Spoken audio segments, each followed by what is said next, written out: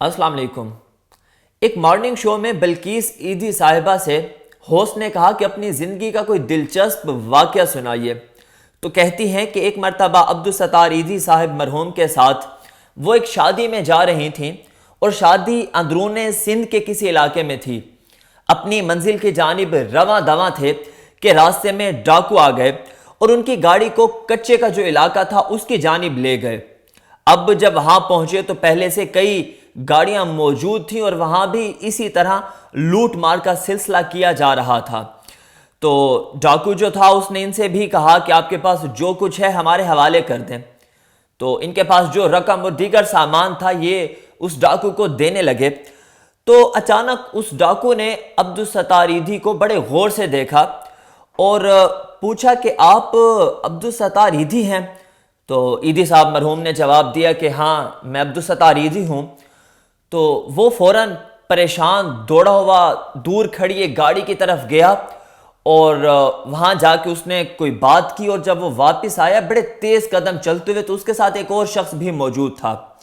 اب جب یہ دونوں شخص عیدی صاحب مرحوم کی گاڑی کے پاس پہنچے تو جو دوسرا شخص تھا اس نے کہا کہ ہم نے آپ کو پہچانا نہیں، ہم سے غلطی ہو گئی۔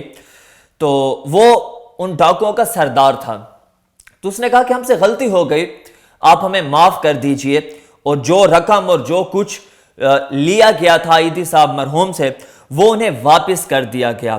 اور ڈاکوؤں نے فوراً جو دوسرے لوگ بھی تھے جن سے لوٹ مار کی جا رہی تھی، سردار نے حکم دیا کہ انہیں بھی سامان اور جو نقد رقم وغیرہ لوٹی گئی وہ بھی واپس کر دی جائے۔ تو اس موقع پر وہ جو ڈاکوؤں کا سردار تھا اس نے اپنی طرف سے کچھ لاکھ روپے وہ عیدی صاحب مرحوم کو بطور عطیہ دیے۔ تو عیدی صاحب نے وہ لینے سے انکار کیا۔ تو اس نے کہا کہ حضور جب ہماری موت واقع ہو جاتی ہے، ہم مارے جاتے ہیں، تو ہمیں ہمارے اپنے بھی اٹھانے نہیں آتے، تب وہ عیدی صاحب ہیں جن کا ادارہ آتا ہے اور ہمیں اٹھاتا ہے اور دفناتا کفناتا ہے۔ تو یہ ایک بڑا چھوٹا سا واقعہ تھا مگر اس میں کئی سبق چھپے ہیں۔ یہ ایک بنیادی طور پر کردار کا واقعہ تھا۔ کیا کردار تھا اس شخصیت کا کہ لوٹ مار کرنے والے ڈاکو بھی کس طریقے سے پیش آئے، اور پھر انہوں نے آ کے جو جملہ اس ڈاکو نے کہا یہ آپ کے کردار کو واضح کرتا ہے۔ آج ہم ایک ایسی صورتحال پہ اس ٹائم موجود ہیں، ہم کھڑے ہیں، ایک ایسی صورتحال کا ہم سامنا کر رہے ہیں جہاں ہمیں انسانیت کی خدمت کرنی ہے، ہمیں ایک دوسرے کا ہاتھ بٹانا ہے اور ایک دوسرے کو اس مشکل سے نکالنے کے لیے تعاون کرنا ہے۔ آج جب کاروبار زیادہ تر بند ہیں اور پوری دنیا متاثر ہو رہی ہے، وہیں آپ کا امتحان ہے۔ آج سے قبل شاید اس طرح کی پریکٹس نہیں ہوئی، آج سے قبل اس طرح کے معاملات نہیں ہوئے، آج سے قبل اس طرح سے کرائسس نے دنیا کو اپنی لپیٹ میں نہیں لیا۔ بہت پہلے کی بات ہے جب اس طرح کے کسی مسئلے نے جنم لیا۔ اب جب سے یہ دنیا ماڈرن ہوئی ہے، ٹیکنالوجی کا دور، وہ جو ٹیکنالوجی نے اپنے پیر جمانے وہ مضبوط پیر جمانے شروع کیے، تو اس کے بعد یہ ایک بڑے عرصے بعد اس طرح کا ماحول بنا ہے۔ اب آپ سے بات کرنے کا مقصد یہ ہے کہ اپنے طور پہ ایک ذمہ داری لے لیں۔ آپ کے ارد گرد کوئی بھی ایسے لوگ جن کی آپ کو حالت کا پتہ ہے کہ وہ مشکلات کا شکار ہیں، آپ نے انہیں بھوکا نہیں سونے دینا۔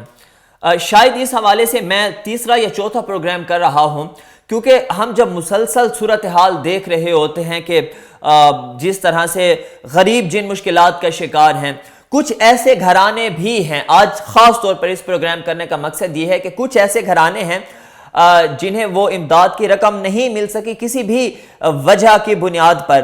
حکومت نے اپنی طرف سے پوری کوشش کی کہ سب کو فیسیلیٹیٹ کیا جائے اور ہر ایک تک امداد پہنچائی جائے، مگر آپ نے ایسے لوگوں تک نظر دوڑانی ہے اور آگے بڑھ کے آپ نے ان کا حوصلہ بننا ہے، ان کی ہمت بندھانی ہے۔ اب یقین کریں، اب جب ایسی صورتحال ہم دیکھتے ہیں، ہم تک یہ اطلاعات پہنچتی ہیں یا ایسے لوگ ہم سے رابطہ کرتے ہیں، تو اس ٹائم ان کا سامنا کرنا بھی بڑا مشکل ہو رہا ہوتا ہے، کیونکہ شاید جس گھر میں چولہا نہیں جل رہا ہوتا اس کی تکلیف کا اندازہ یا تو اس باپ کو ہوتا ہے یا اس ماں کو ہوتا ہے جس کے بچے بھوک سے پیاس سے تڑپ رہے ہوتے ہیں۔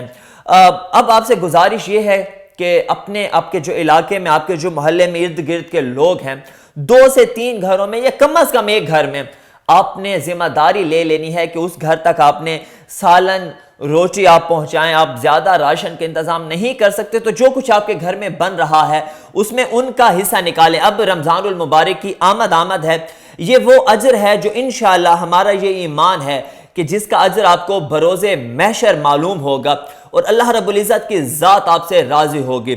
آخر میں دعا ہے اللہ رب العزت ہم سب پر اپنا کرم خاص فرمائے، اپنے اور اپنے ساتھ رہنے والے لوگوں کا بہت سا خیال رکھیے۔ اجازت دیجیے، اللہ حافظ۔